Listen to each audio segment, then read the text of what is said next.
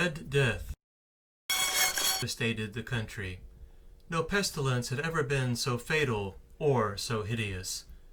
Blood was its avatar and its seal, the redness and the horror of blood. There were sharp pains and sudden dizziness, and then profuse bleeding at the pores with dissolution. The scarlet stains upon the body, and especially the face of the victim, were the pest ban which shut him out from the aid and the sympathy of his fellow men. And the whole seizure, progress, and termination of the disease were the incidents of half an hour. But the Prince Prospero was happy and dauntless and sagacious.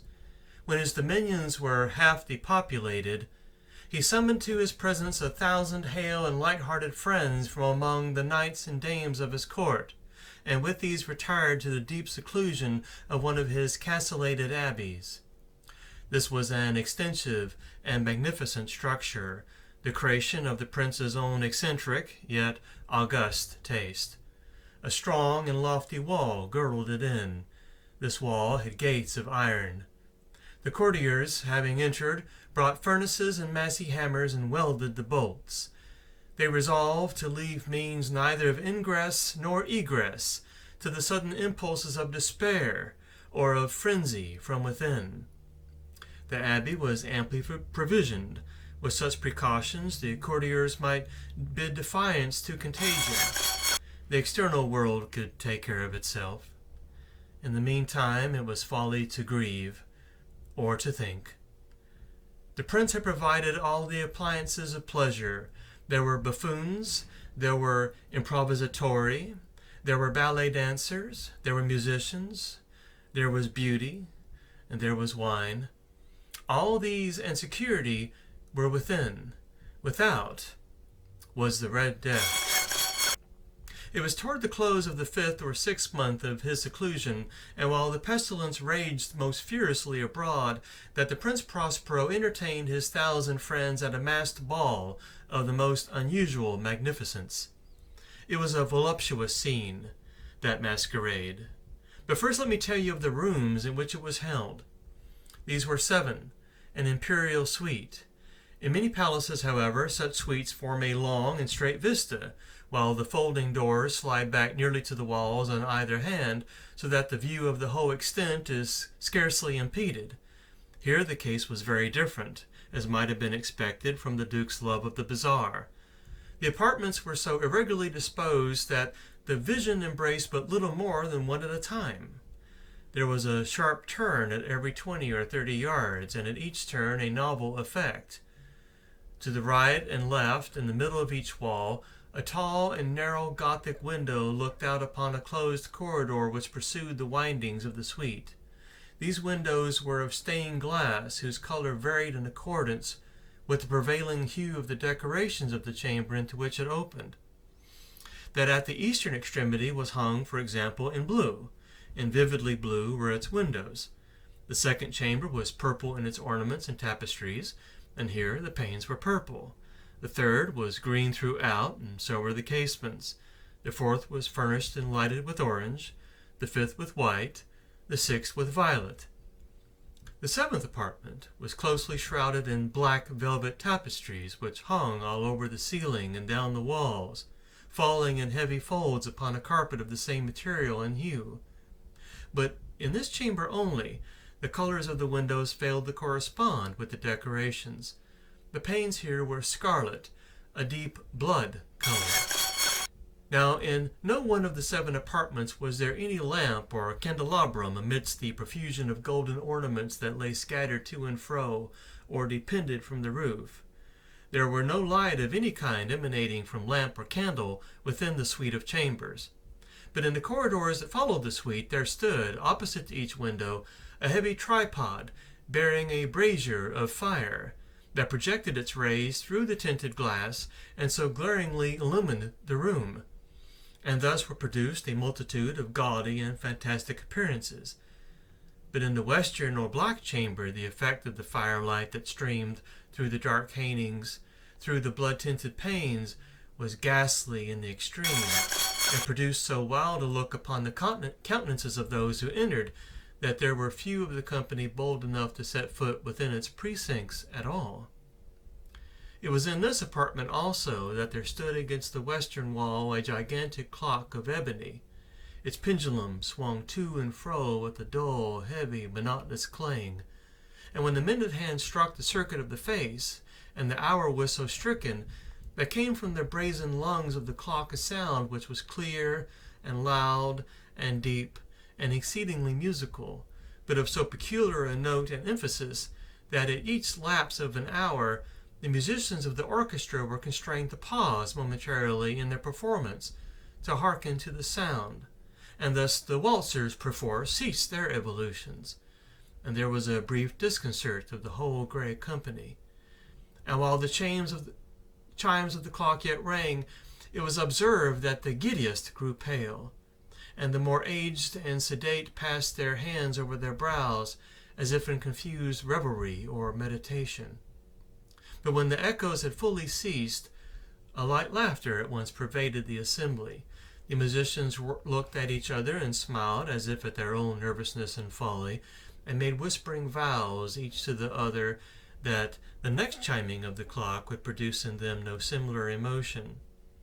And then, after the lapse of 60 minutes, which embraced 3,600 seconds of the time that flies, there came yet another chiming of the clock, and then were the same disconcert and tremulousness and meditation as before. But in spite of these things, it was a gay and magnificent revel. The tastes of the Duke were peculiar. He had a fine eye for colors and effects. He disregarded the decor of mere fashion. His plans were bold and fiery, and his conceptions glowed with barbaric luster. There are some who would have thought him mad. His followers felt that he was not. It was necessary to hear and see and touch him to be sure that he was not. He had directed in great part the movable embellishments of the 7 chambers upon occasion of this great fete, and it was his own guiding taste which had given character to the masqueraders. Be sure they were grotesque. There were much glare and glitter and piquancy and phantasm, much of what has since been seen in Hernani. There were arabesque figures with unsuited limbs and appointments. There were delirious fancies, such as madman fashions. There were much of the beautiful, much of the wanton, much of the bizarre, something of the terrible, and not a little of that which might have excited disgust. To and fro in the 7 chambers there stalked, in fact, a multitude of dreams, and these, the dreams, writhed in and about, taking hue from the rooms and causing the wild music of the orchestra to seem as the echo of their steps. And anon there strikes the ebony clock which stands in the hall of velvet. And then for a moment all is still, and all is silent, save the voice of the clock. The dreams are stiff frozen as they stand. But the echoes of the chime die away. They have endured but an instant, and a light, half-subdued laughter floats over them as they depart. And now again the music swells, and the dreams live, and drive to and fro more merrily than ever, taking hue from the many-tinted windows through which stream the rays from the tripods. But the chamber which lies most westwardly of the 7, there are now none of the maskers who venture, for the night is waning away, and there flows a ruddier light through the blood-colored panes, and the blackness of the sable drapery appalls. And to him whose foot falls upon the sable carpet, there comes from the nearer clock of ebony a muffled peal, more solemnly emphatic than any which reaches their ears, who indulged in the more remote gaieties of the other apartments. But these other apartments were densely crowded, and in them beat feverishly the heart of life. And the revel went whirringly on, until at length there commenced the sounding of midnight upon the clock. And then the music ceased, as I have told, and the evolutions of the waltzers were quieted, and there was an uneasy cessation of all things as before. But now there were 12 strokes to be sounded by the bell of the clock, and thus it happened perhaps that more of thought crept, with more of time into the meditations of the thoughtful among those who reveled. And thus too it happened perhaps that before the last echoes of the last chime had utterly sunk into silence, there were many individuals in the crowd who had found leisure to become aware of the presence of a masked figure which had arrested the attention of no single individual before.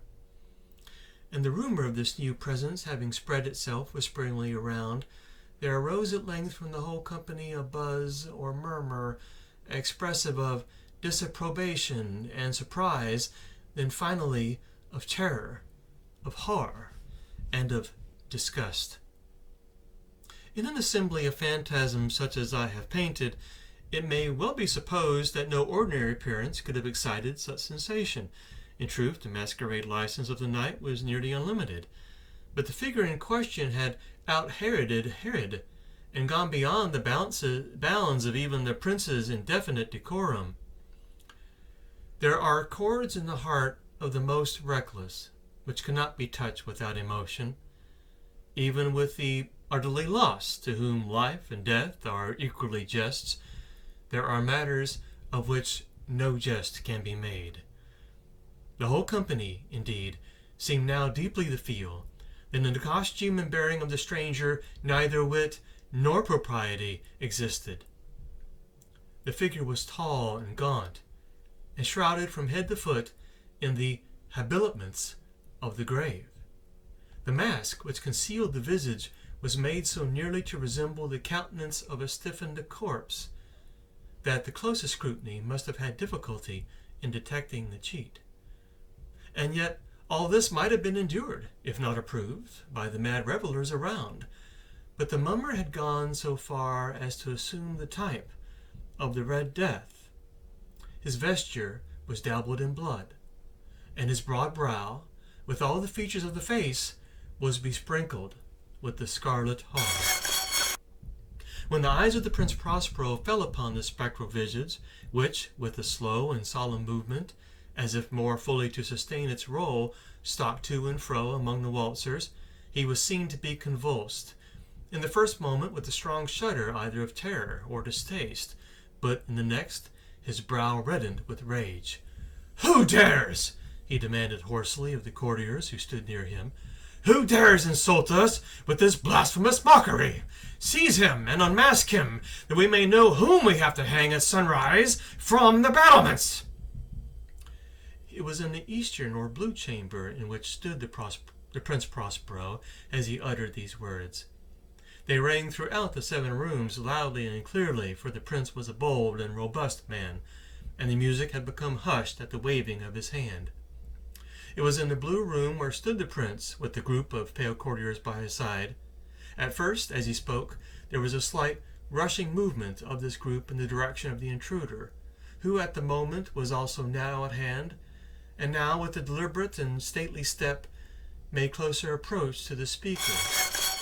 But from a certain nameless awe with which the mad assumptions of the mummer had inspired the whole party, there were found none who put forth hand to seize him, so that, unimpeded, he passed within a yard of the prince's person, and while the vast assembly, as if with one impulse, shrank from the centers of the rooms to the walls, he made his way uninterruptedly, but with the same solemn and measured step with which had distinguished him from the first, through the blue chamber to the purple, through the purple to the green to the orange, through this again to the white, and even thence to the violet, ere a decided movement had been made to arrest him.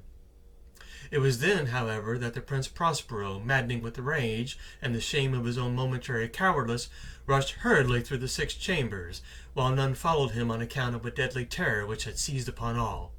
He bore aloft a drawn dagger, and had approached in rapid impetuosity to within 3 or 4 feet of the retreating figure, when the latter, having attained the extremity of the velvet apartment, turned suddenly and confronted his pursuer. There was a sharp cry, and the dagger dropped gleaming upon the sable carpet, upon which, instantly afterwards, fell prostrate in death the Prince Prospero. Then, summoning the wild courage of despair, a throng of the revelers at once threw themselves into the black apartment, and seizing the mummer, whose tall figure stood erect and motionless within the shadow of the ebony clock, gasped in unutterable horror at finding the grave cerements and corpse-like masque which they handled with so violently a rudeness untenanted by any tangible form. And now was acknowledged the presence of the Red Death.